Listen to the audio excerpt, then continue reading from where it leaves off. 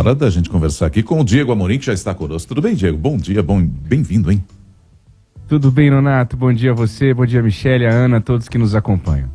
Bom dia. Hoje é aquele dia mais esperado pelos nossos ouvintes. É dia de resumo musical e você já escolheu quem você vai cantarolar aqui pra gente? Hoje vai ter um pouquinho de Paula Toller e Adriana Calcanhoto, tá bom? Olha! Boa escolha. Vocês aprovam? Ok. Fácil. Então tá bom.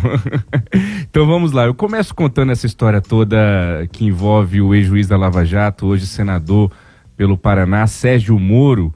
Sérgio Moro esta semana prestou depoimento lá na Justiça Eleitoral do seu estado e existe aí uma possibilidade, a gente vem falando disso já há alguns meses, do Sérgio Moro ser cassado e perder o seu mandato de senador. E tá todo mundo em cima, igual o urubu mesmo, esperando ali já o momento certo do abate. Ó. A Michele Bolsonaro já é colocada como uma pré-candidata, ex-primeira-dama, filiada ao PL que é o partido do ex-presidente Jair Bolsonaro. Ela quer essa vaga do Sérgio Moro no Senado lá pelo Paraná. E o PT, Partido dos Trabalhadores, do presidente Lula, quer tentar emplacar a hoje deputada federal Gleisi Hoffmann, que é a presidente do partido. O PL está apostando muito na Michele Bolsonaro. Eles deram uma repaginada nela. Se o nosso ouvinte mais atento perceber, mudaram até o jeito de vestir, de falar, tem toda ali uma estratégia de imagem e de comunicação em torno da ex-primeira-dama. Hoje ela está praticamente em quase todas as propagandas partidárias do PL, estão explorando bastante a imagem da figura da ex-primeira-dama. A gente lembra que o ex-presidente Jair Bolsonaro, marido dela, está inelegível por 8 anos. Então, para esse momento da Michele, que para onde você olha dentro do PL, você enxerga a Michele, e há algumas pessoas que ainda nem a identificam tão facilmente assim, mas eu me lembrei daquela música assim, ó Nonato, pela janela do quarto, pela janela do carro, pela tela, pela janela, quem é ela, eu vejo tudo enquadrado, é a Michele Bolsonaro que está em todos os momentos ali. Agora, o que chama atenção nessa história é o atrito entre Jair Bolsonaro e o próprio Sérgio Moro. A gente lembra ao nosso ouvinte que o Sérgio Moro largou a magistratura, largou lá a 10ª Vara Federal de Curitiba, onde ele era juiz da Lava Jato, para virar ministro da Justiça e Segurança Pública no governo de Jair Bolsonaro. Depois ele saiu, ali no iniciozinho da pandemia, saiu do governo acusando Bolsonaro de tentativa de interferência na Polícia Federal. Houve ali aquele racha. O Sérgio Moro se filiou inicialmente ao Podemos para tentar se lançar candidato à presidência da República. Foi uma grande confusão. Só sei que hoje o Sérgio Moro pode ser cassado por uma ação que foi apresentada pelo PL, partido de Jair Bolsonaro. É aquilo que eu digo a você, ouvinte da Nova Brasil. Na política não tem amizade, é uma coisa de doido. Hoje você tá junto, amanhã você não tá, depois você tá de novo. Vai depender dos ventos daquele momento. Então, o Bolsonaro tá cantando pro Moro assim, ó. Agora não tem jeito, cê tá numa cilada, é cada um por si, você por mim, mais nada. E aí o Moro responde pro Bolsonaro: rasgue as minhas cartas e não me procure mais assim, será melhor, meu bem. E aí eles estão se desfazendo, viu, Nonato? Moro e Bolsonaro já estão, cada um pelo seu lado mesmo, e é cada um por si, Deus por todos. Pois é, na política história... é muito dinâmica, né, o Diego? Porque quem poderia imaginar isso naquele momento em que o Bolsonaro foi eleito, convidou o Sérgio Moro para ministro da Justiça, e por aí vai, né? Cochichinhos ouvidos nos debates também, depois que já tinha acontecido tudo. Boa lembrança, Michele. Eles reatam ali na campanha, né, porque o Moro precisava dos votos bolsonaristas no Paraná para se eleger senador. Ele participa dos debates ao lado de Jair Bolsonaro, ali sobretudo no segundo turno, e aí depois, neste ano já de 2023, tudo vira de novo com essa possibilidade do PL pegar essa vaga do Moro no Senado Federal. Outra coisa muito latente nesta semana foi a discussão aqui em Brasília em torno do orçamento de 2024. Eles que eu digo, deputados e senadores, deixam sempre para os 45 do segundo tempo, para o finalzinho do ano, essa discussão importantíssima do orçamento, e é um momento em que a sociedade, a população, já está todo mundo pensando em 13º, em férias, em festa da firma, não é? Já está todo mundo curtindo, e eles estão ali se preocupando com uma coisa que é talvez a mais importante, que é como o nosso dinheiro vai ser usado no ano seguinte. E nesta discussão específica desse ano do orçamento de 2024, o Arthur Lira, que é o presidente da Câmara, junto com toda a sua trupe ali, tem o Danilo Forte, que é o relator da LDO, deputado federal pelo Ceará, eles estão de olho cada vez mais no controle do orçamento, aquilo que a gente também vem falando para o nosso ouvinte aqui, né? A Câmara dos Deputados, o Congresso, capturou parte da administração desse orçamento público. Eles estão querendo, por exemplo, colocar como impositivas, as emendas impositivas, que são aquelas que precisam ser liberadas, que o governo não tem escolha, tem que liberar essa grana, eles querem colocar no orçamento do ano que vem que essas emendas já tenham o seu empenho, ou seja, já tenham o seu dinheiro garantido e reservado durante o primeiro semestre do ano que vem.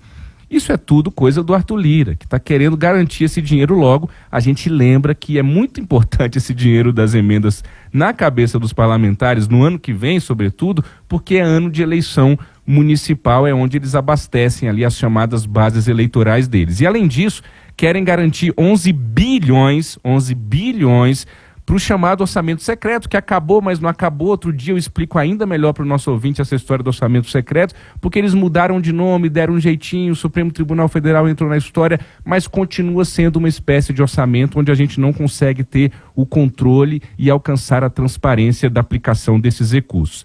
Então, o Lula está cantando para o Arthur Lira o seguinte: olha, Lira, o Lula deve estar falando para o Lira, né? Lira, eu já te dei os ministérios que você queria, eu já te dei espaço que você queria, e agora no final do ano você quer mais dinheiro para o ano que vem. E aí o Lula canta assim, ó, Nonato: você me tem fácil demais e não parece capaz de cuidar do que possui. E aí o Arthur Lira responde pro Lula com ironia: não faça assim, não faça nada por mim, não vá pensando que eu sou seu. Porque o Arthur Lira não é do Lula, foi do Bolsonaro, é do Lula. Daqui a pouco vem outro e ele vai ser de quem for, porque o Lira é um marinheiro, ele tem um amor em cada porto. O Arthur Lira é assim que trabalha a política do Centrão. A gente vai caminhando para o fim. Essa semana teve um outro assunto muito latente também, que é essa tensão aqui pertinho da gente, entre a Venezuela e a Guiana. Tem ali uma tensão muito grande de possibilidade de guerra. Vocês trouxeram esse assunto agora no Essencial para o nosso ouvinte. Os Estados Unidos também já entraram na jogada, fazendo exercícios militares ali na Guiana. E o presidente Lula finalmente fez uma declaração um pouco mais condizente com aquilo que ele se propõe, que é ser um pacificador e buscar a paz e tudo mais. Ele disse que não é o momento de se ter uma guerra aqui na América do Sul. Não tem nenhum momento para se ter uma guerra, né? Mas o presidente Lula disse que agora não é o momento para isso. Só que tem muita gente dentro do campo da esquerda. Eu até ouvi ontem, para a gente fazer essa coluna hoje, uma ex-liderança. Ele não tem mais hoje mandato, mas ele é ex-presidente de um considerável partido progressista aqui no Brasil. E ele me disse o seguinte: olha, Diego, Lula, eu já disse isso a você e repito, o Lula tem que parar com essa fixação que ele tem com o Maduro. A gente lembra ao nosso ouvinte que o Maduro esteve aqui em Brasília, o Lula estendeu o tapete vermelho literalmente para ele. Já chegou a dizer que a Venezuela não é uma ditadura. Vá perguntar isso para os venezuelanos se eles concordam ou não, mas fato é que dentro do próprio campo da esquerda há quem critique essa postura do presidente Lula em relação à Venezuela. Então porque dizem que é uma fixação, fixação, seus olhos no retrato, fixação, minha assombração. Maduro é como se fosse uma assombração para o PT, para o Lula, e a gente sabe os motivos disso, né? Os fatos se revelaram nos últimos anos. O PT acabou financiando campanhas eleitorais na Venezuela, goste ou não da Lava Jato, com erros e com acertos, ela trouxe essas informações à tona. E o que dizem é o seguinte: o presidente Lula fala o que dá na telha. Nisso ele e o Bolsonaro são muito parecidos, como todos os políticos, falam que dá na telha e depois ele vai ajustando o discurso a depender das crises e das repercussões negativas. Mas no caso do Maduro, o que dizem aqui em Brasília é que o presidente Lula tem que parar com isso, tem que romper, tem que parar de ficar estendendo tapete vermelho no sentido literal e no sentido figurativo para o Nicolás Maduro.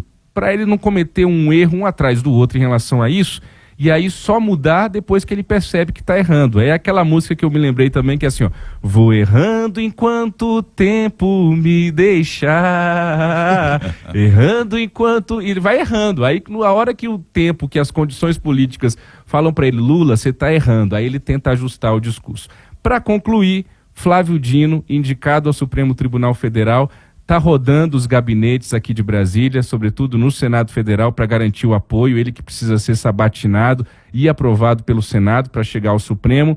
E eu digo o seguinte para você, ouvinte da Nova Brasil FM: essas reuniões prévias antes da sabatina lá no Senado Federal são mais importantes do que a própria sabatina. É ali que ele vai garantir o voto do senador. E eles são camaleões, viu, Nonato e Michele? Eles, em cada gabinete que entram, esses candidatos, eles fazem um discurso próprio. Eu me lembro do Augusto Aras, quando foi candidato à Procuradoria-Geral da República, quando ele entrava nos gabinetes dos senadores petistas, ele falava mal da Lava Jato. Quando ele entrava nos gabinetes da oposição, ele falava bem da Lava Jato. Ele ia ali ajustando o discurso em cada gabinete, e o Flávio Dino não deve estar fazendo diferente. É uma conversa que tem que ser muito mais amistosa e quase pessoal para você garantir o voto ali daquele senador, do que falar dos compromissos que você vai ter quando você chegar ao Supremo. Então eu imagino o Flávio Dino chegando em cada gabinete desse e cantando assim, ó: como vai você? Eu preciso saber da sua vida, peço alguém para me contar sobre os seus dias. E aí ele vai ali conversando, se soltando e fazendo essa amizade com esses senadores que eles vão precisar muito. Falta mandar um "não sei se gosta mais de mim ou de você". É isso aí. Com isso a gente finaliza o nosso resumo musical da semana. Muito bem, muito bem. Tava inspirado hoje o Diego, rapidinho, eu tenho o quê? Uns 30 segundos, Mi? Não, quando você quiser. Quando você quiser, você tá chegando agora. Deixa já começar a podar daqui a pouco. O Diego, não, e já chegou cantarolando, viu, Michele? Nonato fez uma segunda voz boa aí, hein? Tá todo saidinho, todo saidinho. Eu conversei Como se a voz dele fosse bonita, né? Vamos combinar. Eu conversei com um parlamentar essa semana e ele dizia: a chance do Flávio Dino ser barrado até existe, mas é quase impossível, porque seria algo inédito, né, Diego? Então acho que é o que você falou, ele vai chegar no Como Vai Você e vai angariando votos, né? É isso aí, Nonato. A gente teve um caso lá atrás, Barata Ribeiro foi negado pelos senadores, mas muitos e muitos anos atrás, Barata Ribeiro, que virou nome de rua até em Copacabana, no Rio de Janeiro, mas assim, é praticamente impossível. Quando eles fazem essa indicação para um cargo como esse, eles já têm a garantia desses votos, viu, Nonato? O Ciro Gomes deu um tapa na cara de uma pessoa essa semana, que também, lá no Ceará, em Fortaleza. E aí eu tinha pensado numa música, só que eu falei, não vou levar não, mas agora já era, viu, Michele? Porque não é MPB, é um axézão das antigas que eu cantava ótimo. Quando eu era adolescente. Se o RH não me ligar depois dessa música, tá tudo bem, viu? Mas era uma música assim, ó... Tá todo mundo dormindo. Tá todo mundo dormindo? Então tá bom. Da firma, tá todo mundo dormindo. Quando eu vi o Ciro Gomes dando aquele tapa na cara daquele cara, a gente até tratou disso essa semana aqui na coluna, eu me lembrei de um axézão que era assim, Michele, deixa eu ver se você é da minha época, era tapa na cara, tapa na cara, tapa na cara, isso aí. Faltou a dancinha, não tem dancinha? Hoje não, fica pra semana que vem. Diego, obrigado, viu, pela participação hoje aqui, pela sua coluna com esse resumo musical da semana, que eu tô conhecendo hoje, tô adorando. É isso, é o único do rádio brasileiro. Vou fazer segunda voz também. Vai. Ficou boa a dupla. Sexta-feira que vem nós estamos juntos de novo. Um abraço, até segunda, bom fim de semana, hein? Pra gente, até segunda. Valeu, Diego.